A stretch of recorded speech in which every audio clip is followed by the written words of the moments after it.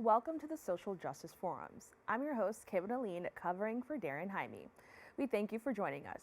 If you are asking the question, what is this show all about? We bring you a discussion providing a deeper understanding of the issues and inequities many communities face. From systemic inequalities to pressing social problems, our guests will provide multiple perspectives and insights to help us better understand and address these challenges. We invite you to stay connected with us as the Social Justice Forum starts now.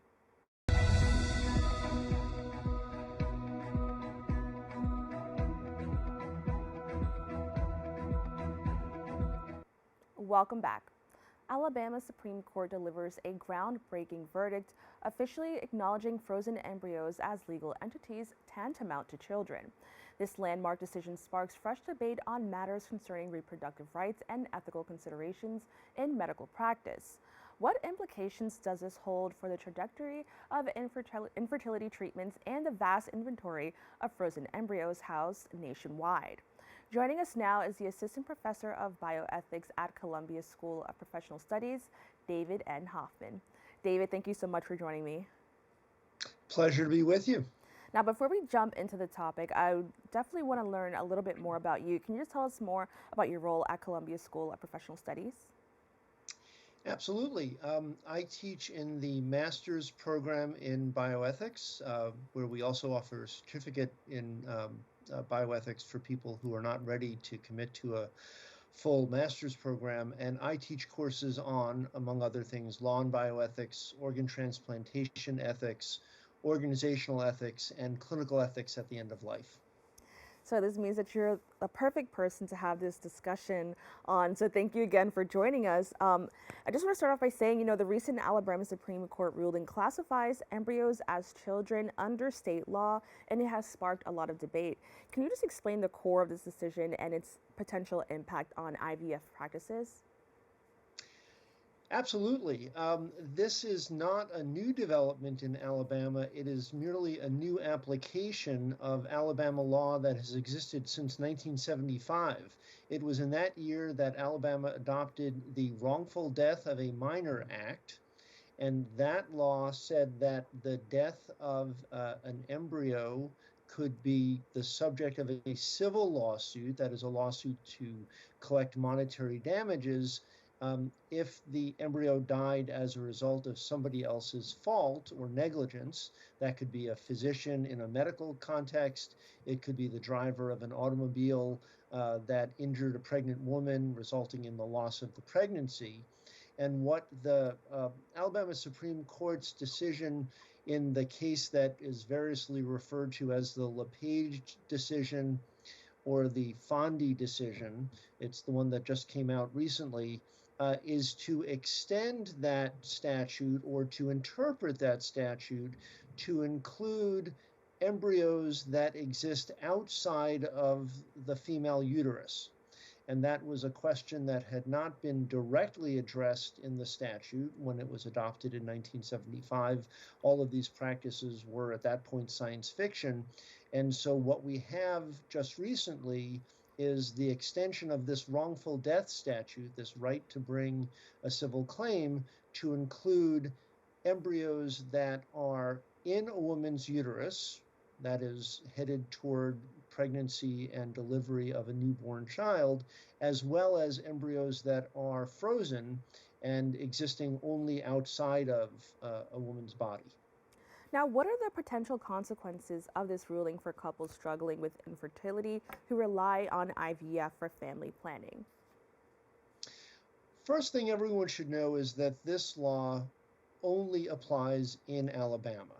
So it has no direct legal implications for practices in New York or any other state, though it has certainly generated an enormous amount of discussion around the notion of liability for failure to properly care for frozen embryos and whether the notion of an embryo being frozen should be described using the same words in the English language as an embryo that is implanted in a woman's uterus.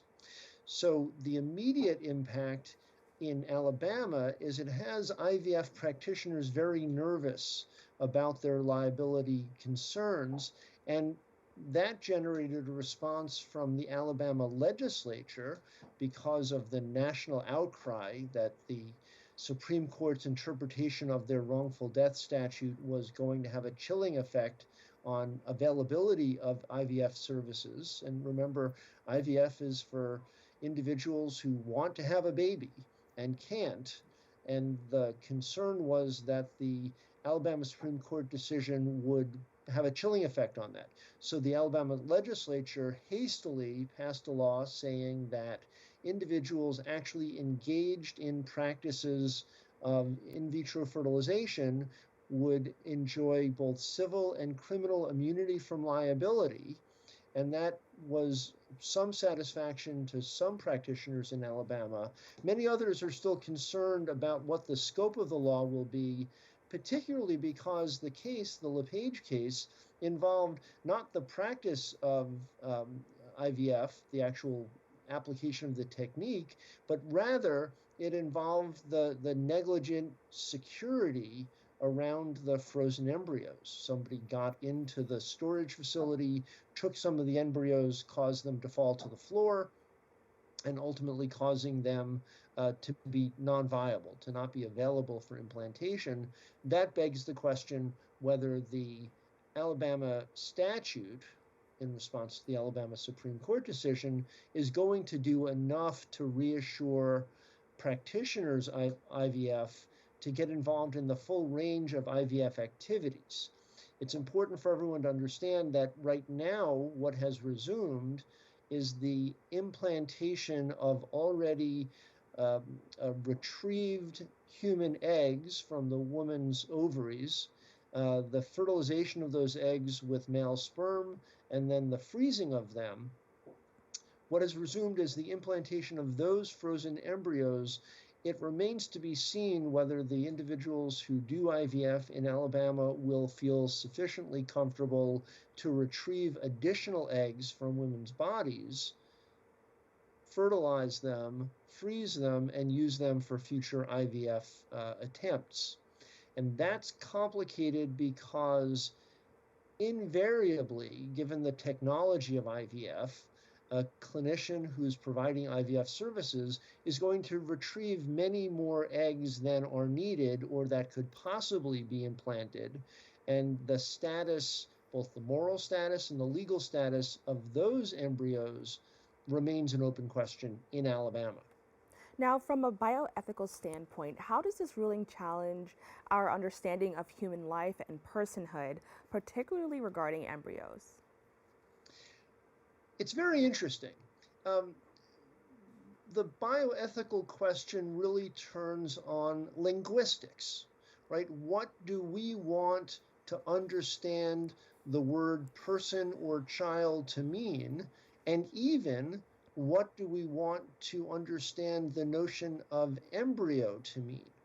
Because there's one medically accepted definition that says a fertilized egg is not an embryo in a clinical sense until it is implanted inside of a uterus, because prior to implantation in a uterus, notwithstanding the existence of some new technologies that will dispense with the need for a human female uterus, ectogenesis, but putting that aside, the notion that the word embryo and the notion of a child status being equivalent for an embryo that is frozen to that of an embryo that is implanted in a uterus creates communication and clarity problems that are the heart of the ethical dilemma, because we need to have a means, whatever we want, of describing the implanted embryo in a woman's uterus as being something different than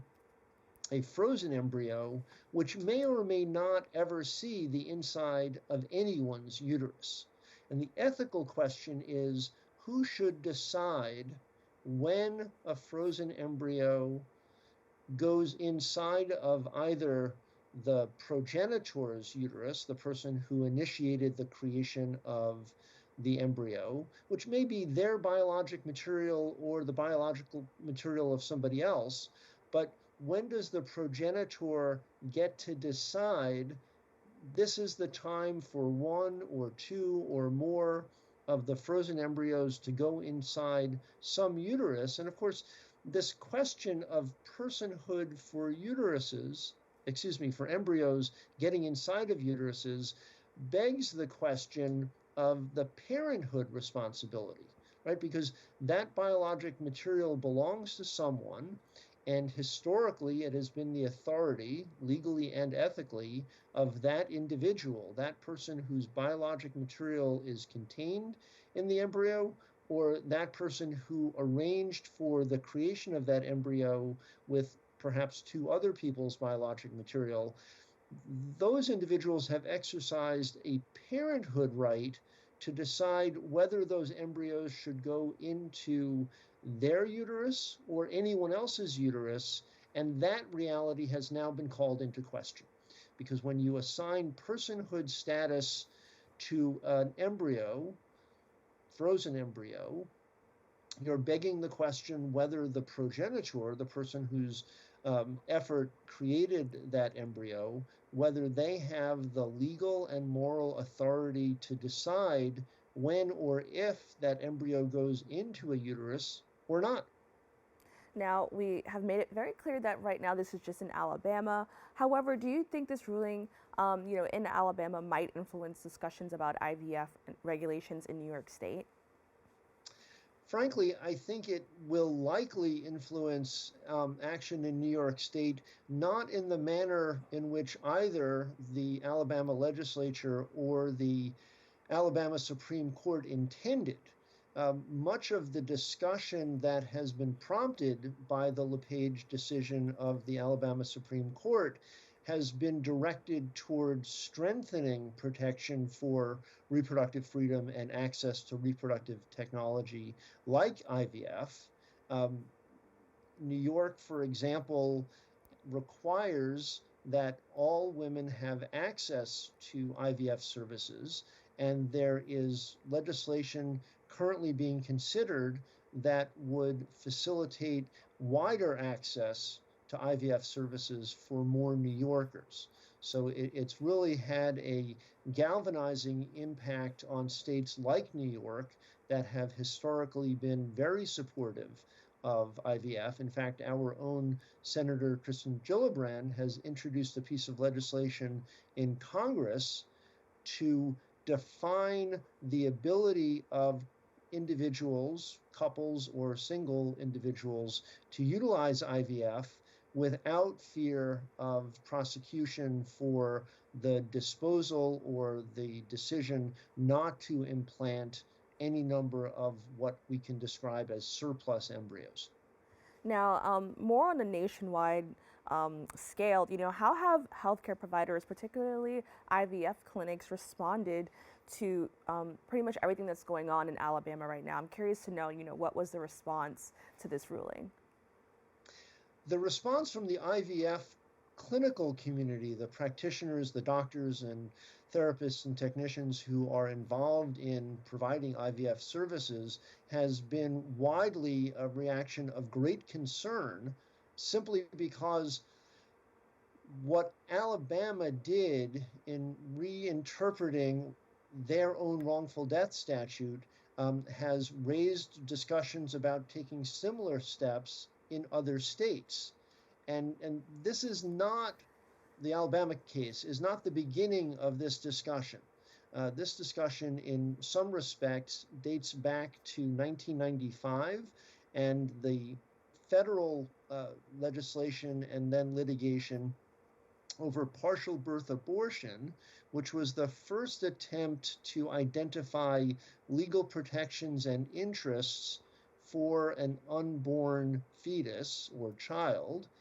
And this has continued up to and including in recent years in states like Arizona that dramatically changed the law in that state with regard to who has control and responsibility for fertilized eggs, embryos, frozen embryos, in the case of divorce. So if anyone were interested, they could look at the case of Torres versus Terrell, which turned the settled law on this country on its head in deciding that the interests of the unimplanted embryos were paramount and subordinated the interests of the male and female progenitors, in this case, the couple that created the embryos with their biologic material, hence use of the term progenitor, and the disposition of those embryos when they decided to get divorced.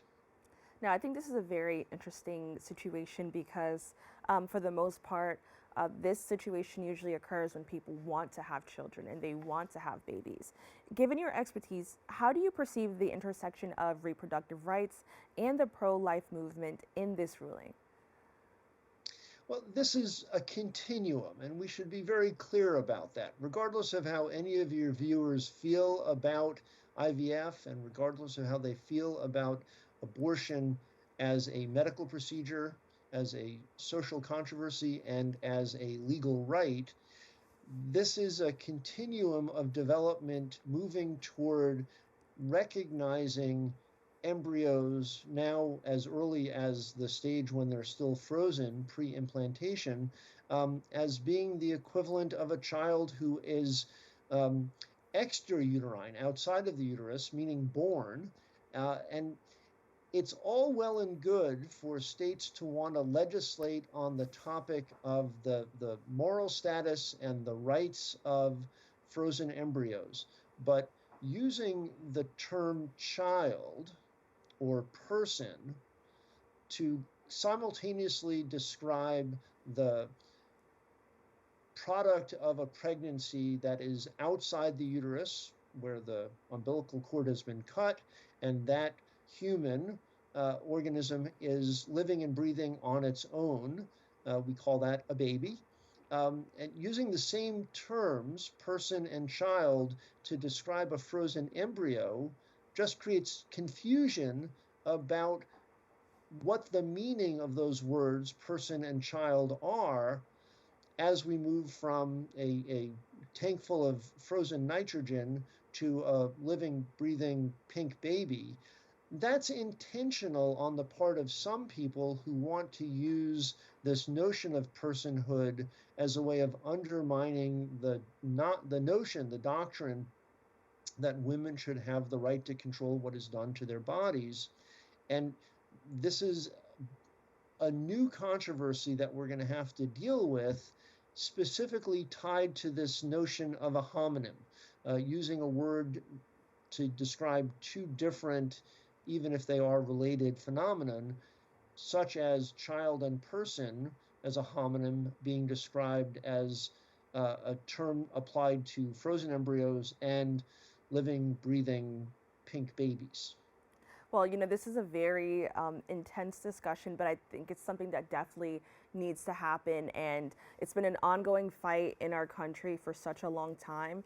But I truly appreciate you, taking the time to come on our show and talk about it and educate our community a little bit more about what's going on, regardless of whatever side the person may fall on. There are some things that are, I guess, just factual in regard to a lot of this. So we truly appreciate you taking the time to kind of educate us and tell us what's going on. So thank you so much. My pleasure. We have to take a quick break. We'll be back after this.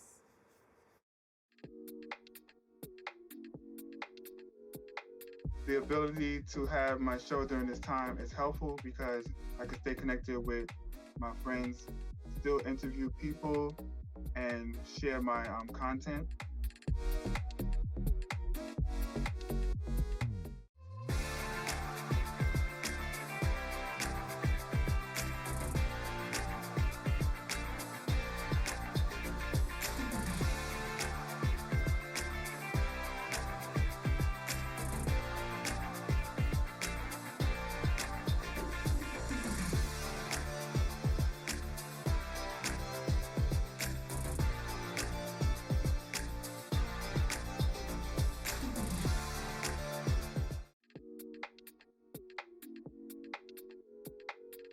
Without BronxNet, I don't know how we'd be able to showcase the important and amazing talents that we have here at the Bronx. We've been able to feature lots of great artists, performers, people who deal with coffee and small entrepreneurship businesses, discuss controversial topics, and also be able to share the voice of residents that might not normally have access without a place like BronxNet.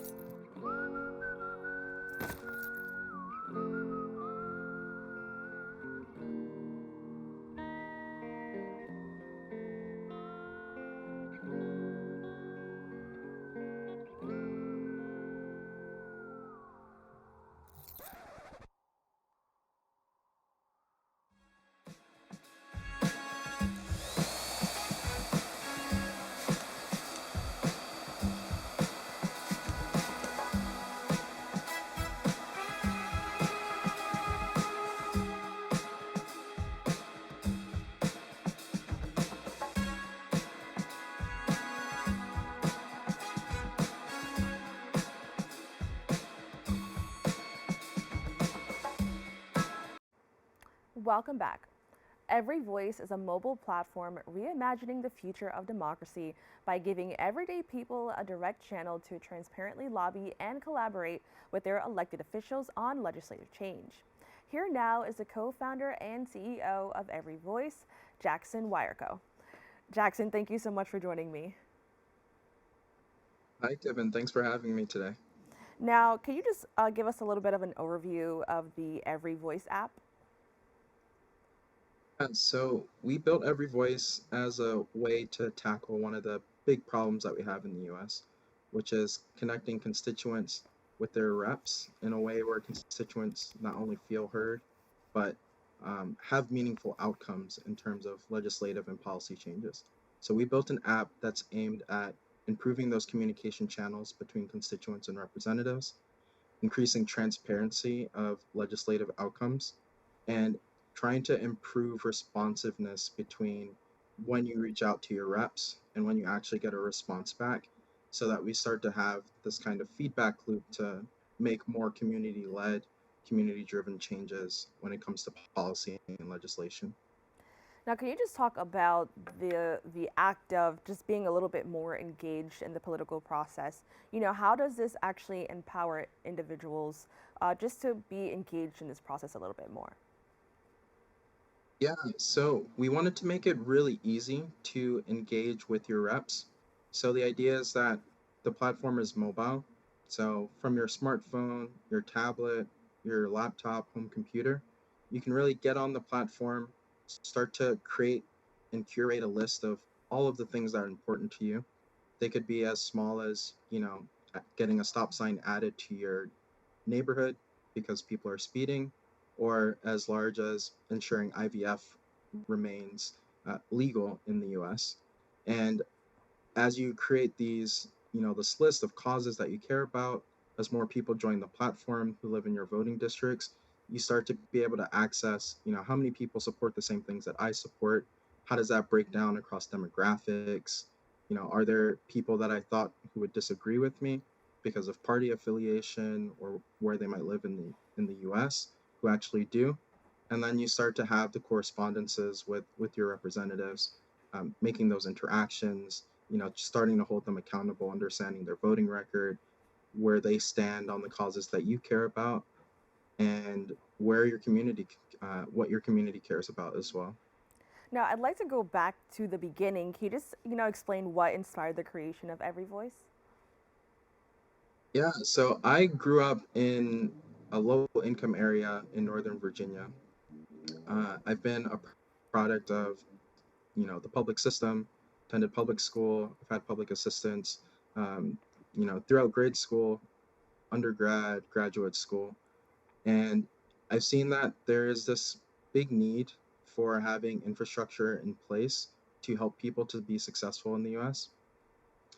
One of the problems that we have, though, is it's hard to really mobilize the finances that are needed to help people be successful. And although there's a lot of people, from talking with friends, family, strangers, people across the different political aisles and political divide, there's a lot of, I want to be able to take care of my family. I want to be able to take care of my kids. I want to make sure that we can be successful. And it's hard to find that there are political initiatives um, that don't get gridlocked to help push these things forward. So we wanted to really build out a space to allow people to start to advocate for these issues, do it in a very transparent and way to hold our representatives accountable and make sure that we're getting change that helps the majority of people who live in the US, regardless of your socioeconomic condition or your party affiliation. Now, transparency in lobbying is a key aspect of Every Voice. How does the app ensure transparency, but more importantly, what impact does transparency have on the political landscape? Yeah, so we're doing something that's kind of unique in this space. All of the content on the platform is user generated, either from the constituent side or from the representative side. But we make sure that the data is actually available to everyone. So you as a constituent, you can log on, you can see, what are the top issues in your voting districts at the local, state, and federal level. You can see how many people support the issues that you care about. You can see what's top of mind for other people that are in your community. All of the info is anonymous, so you have that freedom to share what you need without any sort of backlash. But then we go the extra step of showing you the data. So like how many women or men support the things that I care about, how many people who are Republicans, Democrats, independents support the things that I care about, where do my reps stand on this information, when was the last time my reps actually looked at the information that I shared and shared a stance or updated their stance, and where are the pieces of legislation that are going through the legislative body, how do they relate to the things I care about, when were they last updated, when did my representative last make a vote on it, and how did that vote compare to where I stand. So we're really trying to play the big path forward of, you have access to the data, you understand the insights, you can then leverage that for how you vote in the next election, how you organize within your community, the types of events or um, you know protests, campaigns that you want to get involved in. We all want to surface that data to help make it more possible and easier to make political change. Now, I'm really curious to know, how does Every Voice encourage community engagement, especially in a climate where a lot of people, due to, for whatever reason, are maybe turning away from politics or maybe don't feel represented. What does your organization do to just encourage the community to be more involved? Yeah, we're trying to work both from a grassroots movement, so going out in the community, talking with people, trying to get them involved, both with politics as well as on our platform to share what they care about with reps. We're reaching out to representatives as well, so that we get kind of that both sides of the picture and of the key pieces. And then we're reaching out to nonprofit groups that are in the area, businesses that have a hand in wanting to strengthen our democracy and ensure communities across the U.S. are getting help. So we're putting in the legwork to go out there, knock on doors, meet people where they are, and try to show them that there can be a better way and a better alternative to what we have today. And it just takes each of us, sharing our voice, as difficult as it may feel sometimes, just taking that one step to start to get the ball rolling and build that momentum so that we can get to the change that we all want to see. Now, something I think your organization does that's really interesting is that you actually reward civic engagement. Can you tell us a little bit more about that system on the Every Voice app? Yeah, so as you mentioned, it's difficult to get people to participate in politics. We're very divided now. There's a lot of fringe voices that control the narrative, and people don't necessarily feel like they're going to be heard. So, as an added incentive to get people to participate and exercise their voice, we have a reward system where, as you create petitions, sign other people's petitions who live in your community, share your stances on where you stand, vote in polls created by your reps or nonprofit groups, you earn reward points. And we've partnered with a few businesses that will continue to grow as the organization grows to provide discounts and coupons for essential services. Like we're working with Evie to provide a discount for access to women's healthcare as one of our first partnerships. We're working with a company called The Cut to provide a discount on your first haircut that's booked on their app. So we're really trying to get to a place where not only are you able to make political change because you're sharing your voice, but you also get something to make your daily life a little bit easier as well through our reward system with some of our business partners. Now, as CEO and lead engineer of Every Voice, what challenges did you encounter during the development process and how did you overcome those challenges? Yeah, so we're a very small team right now. So there's a lot of different hats to wear, from user research to reaching out to representatives to understand their needs, their biggest pain points, reaching out to constituents, understand their needs and pain points, and then trying to coalesce all of that information into a usable app that's going to start creating the feedback loop that we want to see. So just like the time management of it, making sure that we're getting set up and we're doing it in a way that's very secure to ensure that user data is safe, but also very usable so that we're ensuring that we're getting to the right standards and metrics that we want for how democracy should be in the future. Now, I think the fact that it's mobile and that it's an app can really help kind of push, just engagement a little bit more than it maybe has done in the past. I'm curious to know, how does Every Voice ensure that all voices, including those from marginalized communities, are heard and represented? And I also want to add that I think that having it on the app can kind of provide a safer way for people who are marginalized to kind of be a little bit more involved. But I'm curious to know, what are some ways your organization ensures that everyone has a voice and that their voice is heard? So I think in this day and age, most people have access to an internet connected device, which is great. We still have further steps to go, but a big part of our platform is one person, one vote. So we don't have any artificial algorithms that are boosting things based on engagement, potentially negative engagement. It really is like, if there are 100 people that care about this issue, you're going to see that on the app. You can take a look at data to really see, as long as people have shared some of their demographic information, where they sit on the aisle. So we can take a look at, from a representative standpoint, these groups that are marginalized, people that are low income, people that are underrepresented. We can see what issues are top of mind for them, and that can inform how representatives should be prioritizing some of the initiatives and policies that they're working on. And for everyone else that lives in the community that may be a bit better off, you also get access to that information, so you can see, like, these are some of my fellow constituents, my fellow New York City residents, for example, who are on tough times, and these are the things that they need help with. Maybe that's something that I can also put effort towards helping to get something passed, or even, doing more volunteer activities, or taking the extra steps to help people in the community, to get to a better place. Now, can you share any success stories or examples of how Every Voice has influenced legislative change or policy decisions? You could also talk about whether or not you've seen communities change due to that. So we're just starting out, but we've been in touch and engaging with some of the representatives in the area. We're communicating with the mayor's office, for example, their Department of Civic Engagement, and we're trying to get as much info from the New York community to them as possible.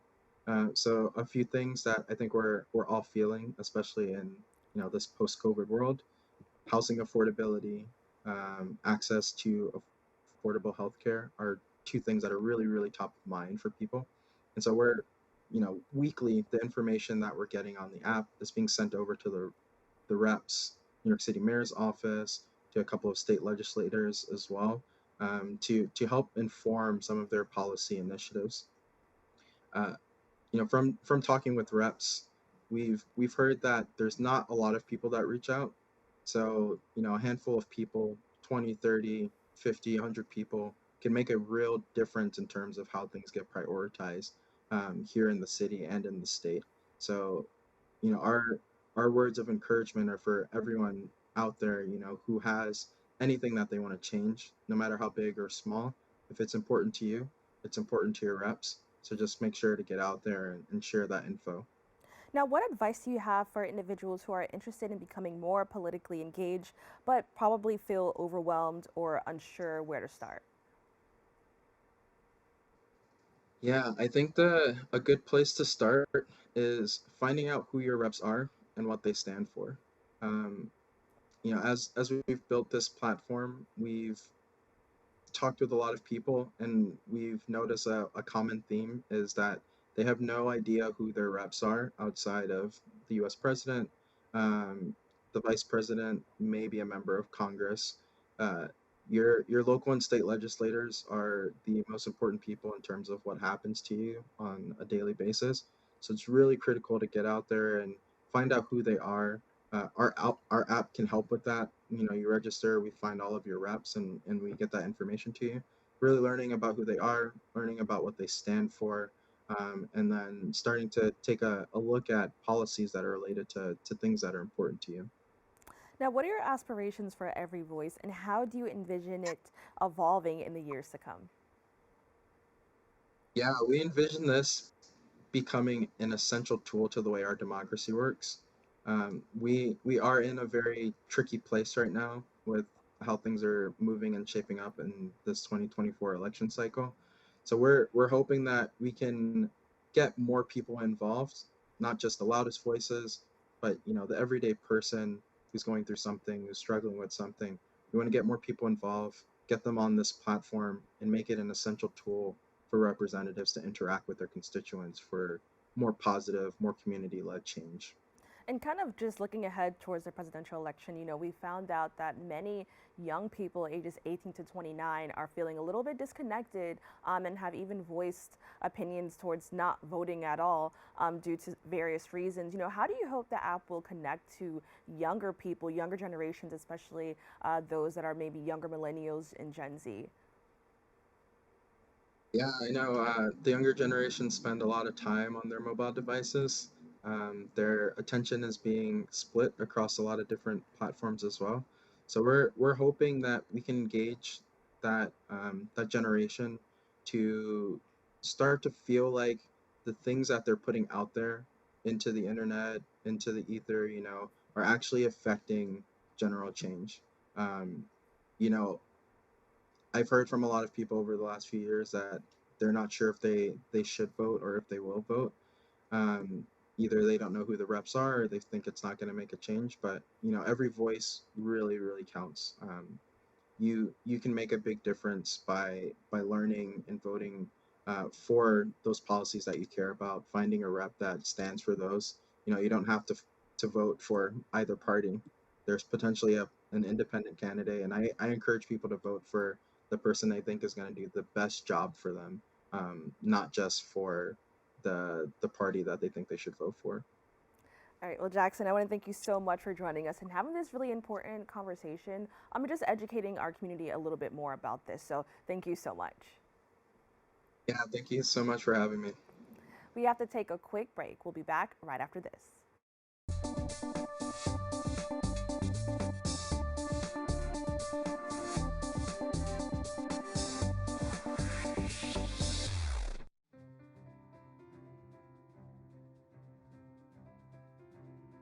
I remember when the Bronx did not really have a media outlet properly representing the people of the Bronx. BronxNet provides for the community by being a community where people can be empowered to share their voices. We are in a really great place technologically. We've got all the resources that we need to be effective. Whether it's through cameras, storytelling, editing, we have provided those services for 30 years. BronxNet's mission is to be a voice for the community. To educate, to inform, and to inspire. And you can be a part of it. We've built studios for you.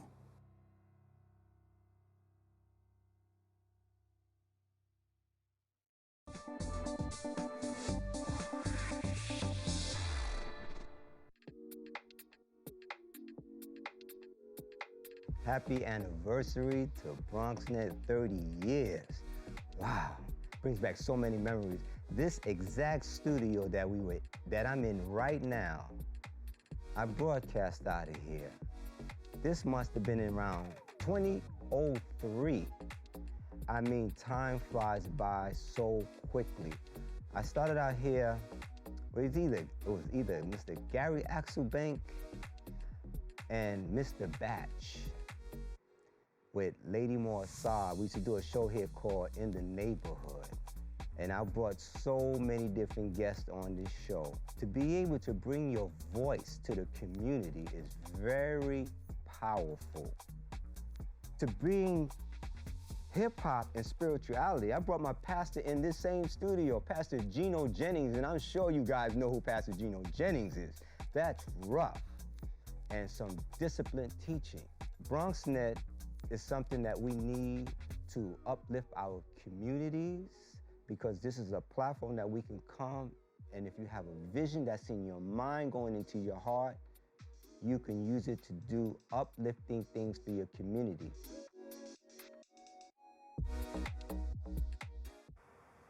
Welcome back. For the past 6 remarkable years, Avalah has been a beacon of natural beauty, proudly rooted in the vibrant streets of Brooklyn, New York. More than just a brand, Avalah is a testament to the power of nature, community, and self-care. Joining us now is the CEO and founder of Avalah, Alexzandra Denis. Alexzandra, thank you so much for joining me. No problem. Thank you for having me. Now, can you share with us the inspiration behind founding Avalah? My mom is from St. Vincent. It's a small island in the Caribbean, and they were very much into all natural ingredients, shea butter, making her own hair oil, cleaning products. If you have a problem, she knew how to solve it with a plant or oil or a butter. And so when I got older, I said, I want to take those all natural ingredients, but make it a luxury. You know, you're grown. I wanted to be a little bit sexy, something that I could wear to corporate America. And then I wanted scents that I could layer and use my fragrances or colognes with that would still give me moisturized skin, vibrant hair. So it was all my mom. Now, can you just explain, like what it means to kind of add a little bit of your background in the creation of this? It's a business, but you put a lot of yourself in that. So, can you just talk about what that means to you? My business is all the facets of my life. So some of it's from St. Vincent, it's Brooklyn. It's from my time working in luxury and corporate fashion. It's something for everyone. I incorporated everyone that I love when I was making the product, and which scent do you like?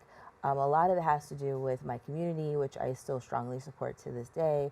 And a lot of the products that I have created, it's customers that gave me the idea. So I had a bath salt, and customers were like, we want sugar scrubs. And I was like, here's a sugar scrub. And then guys were like, what do you have for us? And I said, what do you want? And they're like, beards are big. And I'm like, okay, here's beard oil and beard balm. And the company just kept growing from that.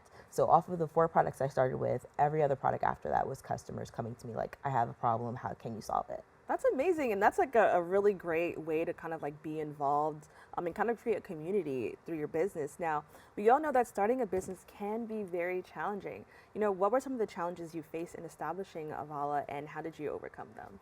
When I first started Avalah, it was before COVID. So a lot of starting a small business was on Google. Nobody I knew was an entrepreneur. I didn't have any friends. My family thought I was crazy. And it was like failing upward. So it was like, yeah, I made a new step, but I'm still kind of like failing a little bit. A lot of learning, a lot of doing research on my own, finding other small businesses, the few that I could find to ask, like, how did you do it? Then, of course, COVID happened, and all of a sudden everything's being advertised for helping small businesses and taking advantage of that. So you have, the Small Business Administration, you have the Brooklyn Chamber of Commerce, even like thinking outside the box and working and collaborating with other small businesses. It was constantly, and still is constantly, a learning experience, because every day the mile marker, it changes. I was originally selling from my website, then I started doing pop-ups, and now I sell to other small businesses. So I'm constantly learning and getting ideas from people who are blazing the path ahead of me. Now, how do you see Avalah contributing to the empowerment of women, especially now that we are, in March celebrating Women's History Month? Oh, I do everything for the girlies. Okay, I just came from a conference called In Her Bag, which was all about women empowerment, and I want to figure out how to collaborate with more businesses like that. Thursday, I'm working with the 15% Pledge to do an event at corporate headquarters. I love working with women. I feel like if anybody's gonna solve a problem, it's always going to be like a lady. And then a lot of my products are because women don't take care of themselves enough. They always put other people ahead of themselves. And so usually when it comes to hiring, I love, collaborating with groups that are looking to place women or place mothers, because sometimes it's harder and I have a flexible schedule. So it helps to I understand there's a need for flexibility when it comes to the way that your world works. But I'm always about inspiring and community and uplifting women. Most of the women in my life have inspired and uplifted me and got me to where I am today. Now, how does your brand, emphasize or just prioritizes inclusivity and just celebrate unique beauty? I think everybody has their own beauty journey. I've heard throughout the years problems other people have had in regards to oh, look at this pimple or look at this stretch marks. And I really do feel like we are very hard on ourselves. The purpose of Avalah is to show you don't have to look like a magazine article in order to be comfortable, in order to feel beautiful, in order to wake up and be like, well, this is the bun that you're getting today. It is what it is. And so I don't judge anybody for their flaws. I always try to pick out I love your eyes. I love your smile. Everybody has something that's super beautiful and unique to them. And sometimes we just forget to embrace that. And so we have products for men, we have products for women. We love gay pride. We don't care. We really don't. Every single person is important to my company, to me, and just helping them to find that little piece of beauty, my smile. Oh, I always hated my smile. And it's I don't know why. What you really think about yourself is important, and just somebody else recognizing it in you too is important. Now, not only does your brand just prioritize natural beauty, there's also emphasis on natural ingredients. Can you tell us a little bit more about that journey? So when I was in corporate America, I got my first little paycheck and I took it to a big box brand, and I was buying the products and I was trying it, and I was like, oh my gosh, my skin doesn't feel the way it does when I was using my mom's stuff. And I was just like, but mom's stuff doesn't really smell good, because she did not scent her products. So you were really getting the shea butter of it all, which is a nice nutty scent, but you really don't want to wear it all day, every day. So it was really important for me at that time to sit there and be like, well, what can I do to still incorporate those natural ingredients, but give it a little bit of luxury, make someone feel special when they're using it.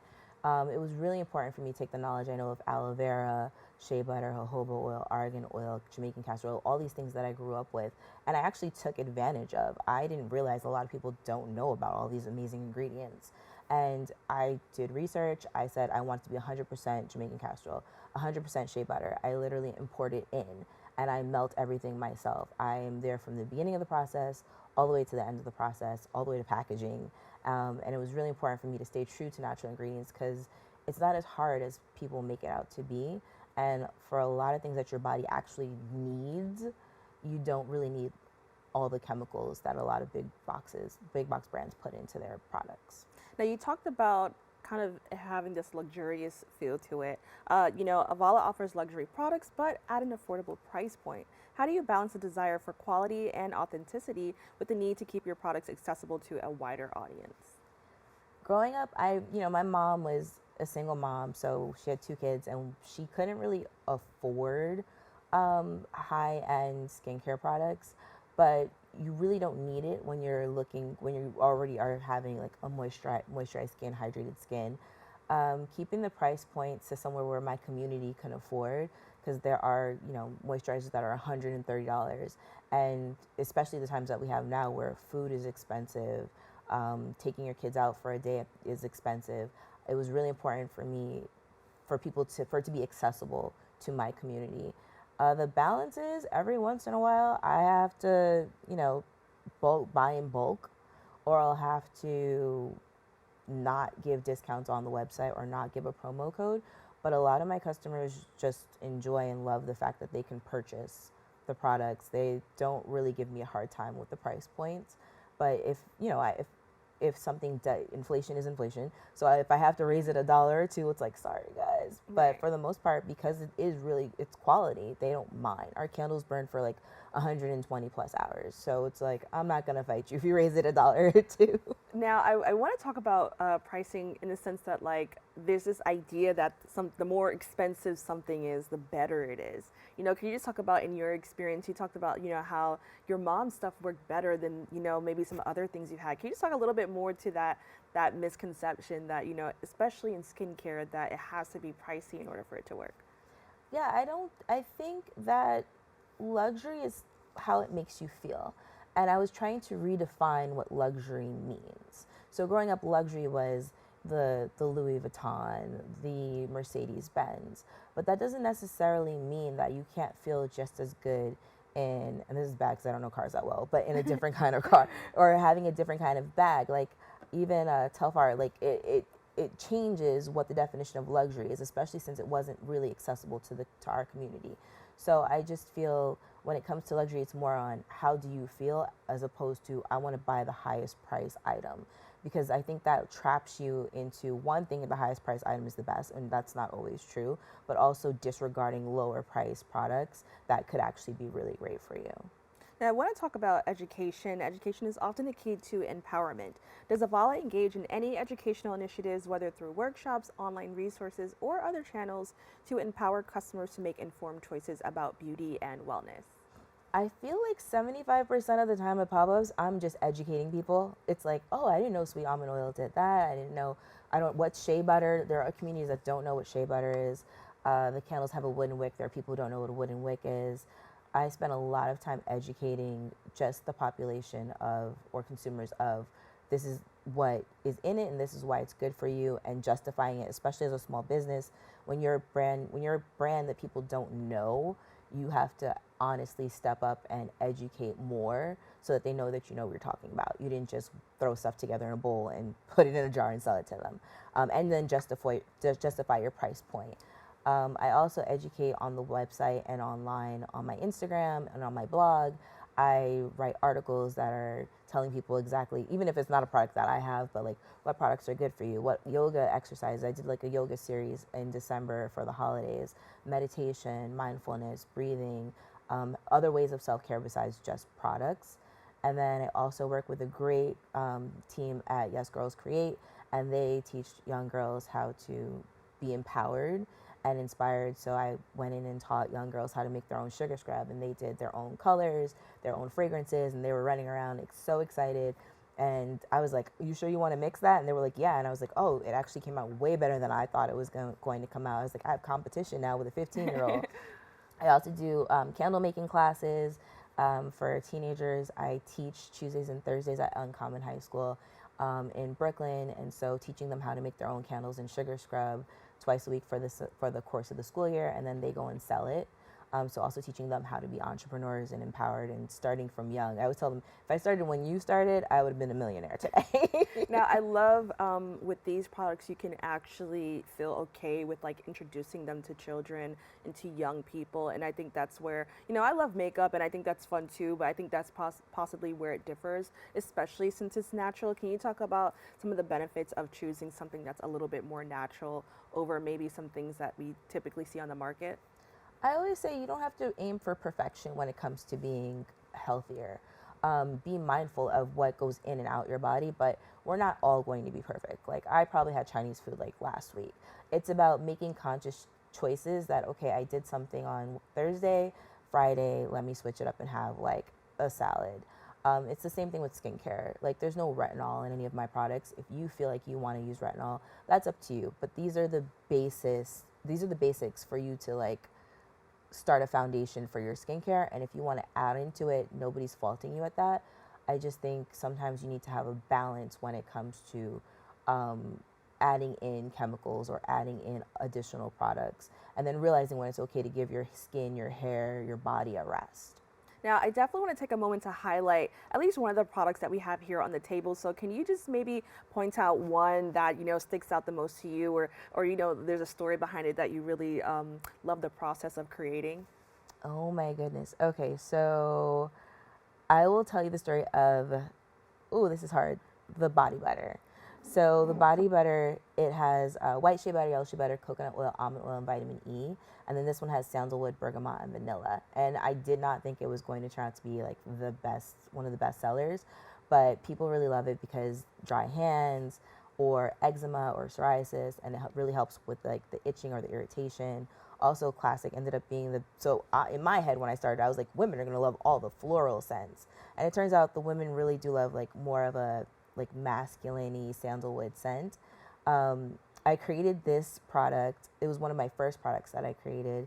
And I was like, I hate when I have shea butter and I'm so oily and like it doesn't like get into my skin. So I started playing around with it.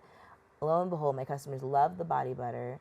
And then come summertime, they were like, we love your body butter, but you know what? It's a little too thick for the summer. And they were like, do you have like an oil? And then I went and created the body oil. So it's always like a step up. And then after the body oil, I was like, you know what I love? I love a shimmer. So then I created a shimmer body oil. Ooh. And it just literally just keeps growing and growing and growing. That's amazing. Well, do you have any advice, like we have about a minute left, towards, just women in business who want to step into the industry of beauty? Just do it.